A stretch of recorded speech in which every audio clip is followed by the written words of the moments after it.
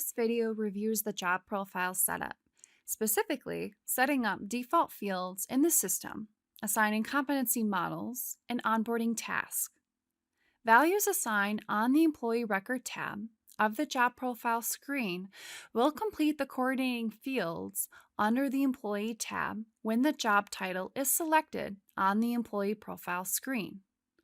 All of the fields on this screen are optional.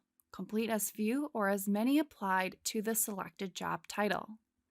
These fields will be the default settings for employees who are assigned to this job profile, though they can be changed once the job title is applied.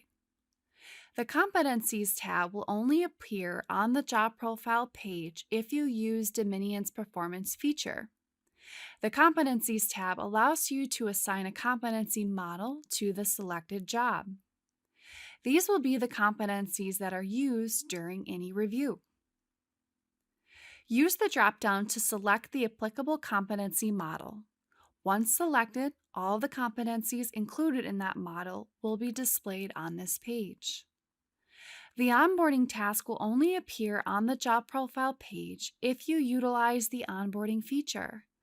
This tab allows you to assign employee tasks that the employee will complete as a part of their onboarding when using this job title.